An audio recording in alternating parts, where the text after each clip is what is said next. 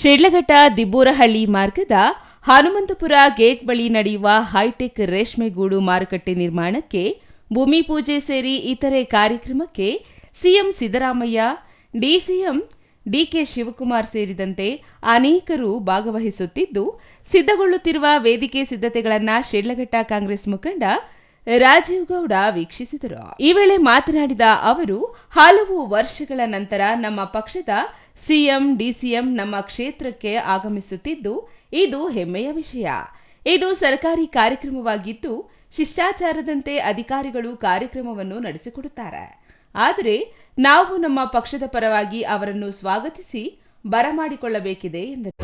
ಸೊಗಸಾಗಿ ಒಂದು ಒಂಥರ ಹೆಣ್ಣುಮಗಳ ರೀತಿಯಲ್ಲಿ ಒಂದು ವೇದಿಕೆ ಶುರುವಾಗಿದೆ. ವೇದಿಕೆಯೆಲ್ಲ ಡೆಕೋರೇಷನ್ಸು ತುಂಬ ಚೆನ್ನಾಗಿ ನಡೀತಾ ಇದೆ, ಎಲ್ಲ ಪ್ರಿಪ್ರೇಷನ್ಸು ಚೆನ್ನಾಗಿ ಆಗ್ತಾ ಇದೆ. ತಾಲೂಕಿನಾದ್ಯಂತ ಇವತ್ತು ಸುಮಾರು 50,000ಕ್ಕೂ ಹೆಚ್ಚಿನ ಜನ ಇದಕ್ಕೆ ಭಾಗಿಯಾಗುವಂಥ ಒಂದು ಸುಸಂದರ್ಭ.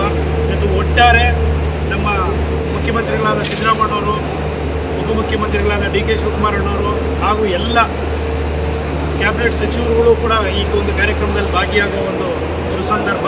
ಎಲ್ಲರೂ ಒಟ್ಟಿಗೆ ಬರ್ತಾ ಇದ್ದಾರೆ. ಇವತ್ತು ಒಂದು ಒಳ್ಳೆಯ ಸುಸಂದರ್ಭ ಅಂತ ಹೇಳಕ್ಕೆ ಇಷ್ಟಪಡ್ತೀನಿ. ಇನ್ನು ಏನೇ ಎಡವಟ್ಟು ಅಚಾತುರ್ಯ ಆದರೂ ಅದು ನಮಗೆ ಅಪಮಾನವಾಗಲಿದೆ.